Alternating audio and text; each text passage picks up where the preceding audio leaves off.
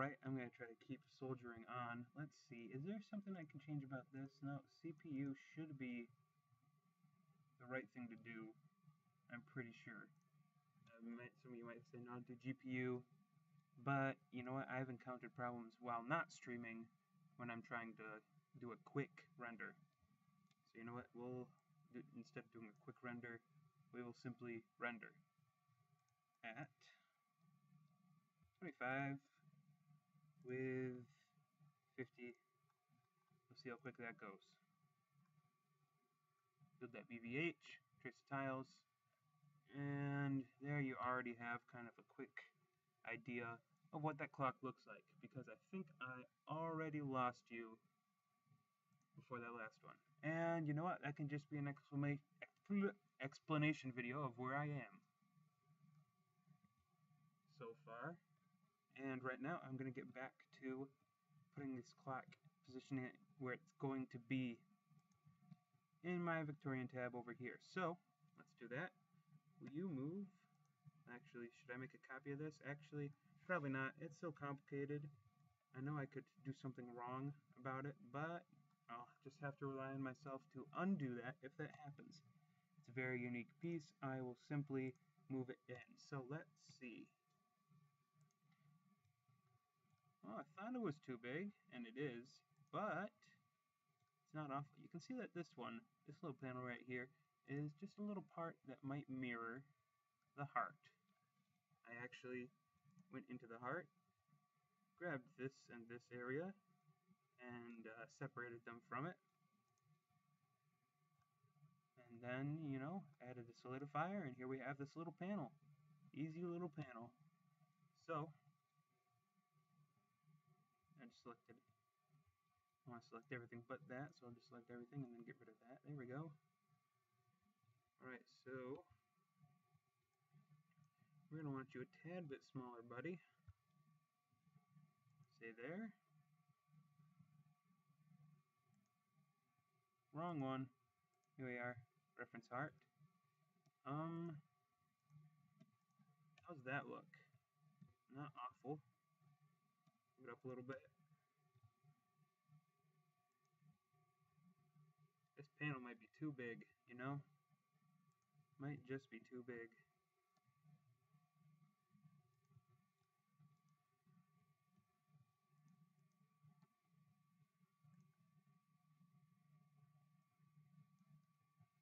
It still mirrors the heart a little bit. In fact, it kind of looks like a very...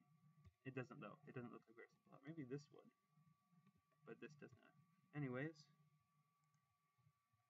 so let's say we do this. We're going to have cogs coming out of here, all around here. Up here we're going to have probably just a weird little containment area right here for a glass. Was that the plan that I drew up? Excuse me one second. Nope. You know what? I don't have that on me. It's not around. Nope. So, I'll just have to wing it. Not really though. I'm pretty sure I had a flask here, up by the aorta, to go out sideways and go up around, just like this, and here.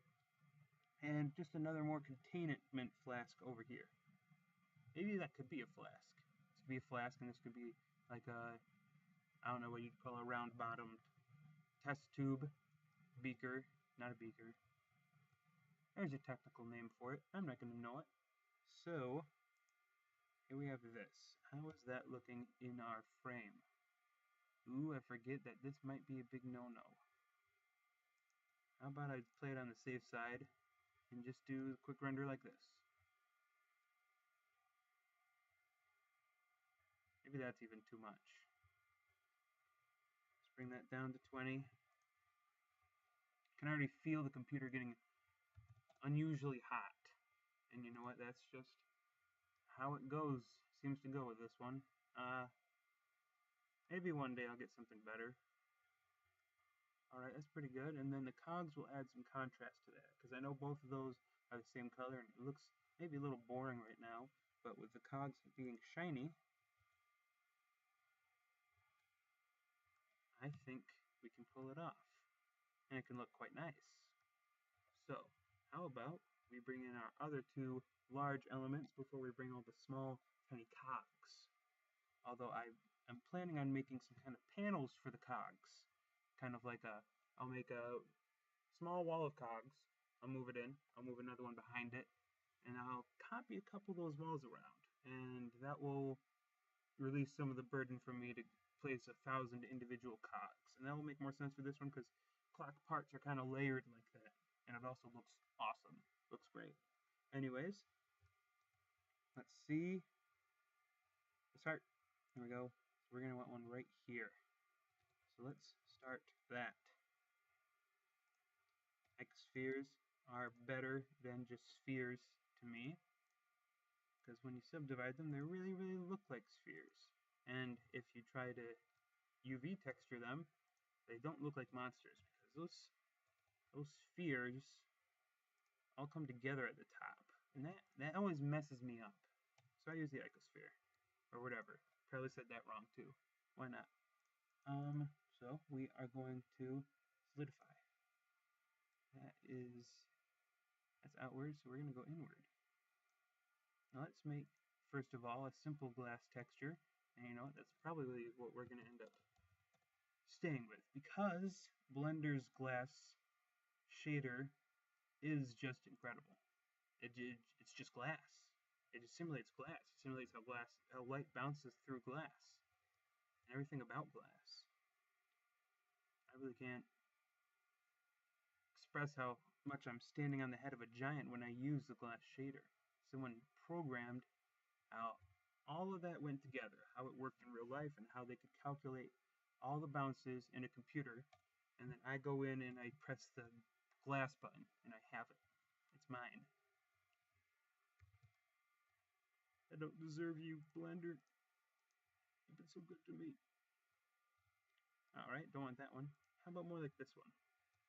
What does that look like when I go out? Huh? It doesn't look off. In fact, it's kind of smoothed out. See, we go like that. Go like that. Nope. Not good enough. I see. Move you more towards the center. Scale you down more. And move you in. Nope, something has gone wrong in Paradise. Oh, it's the solidifier. So if I just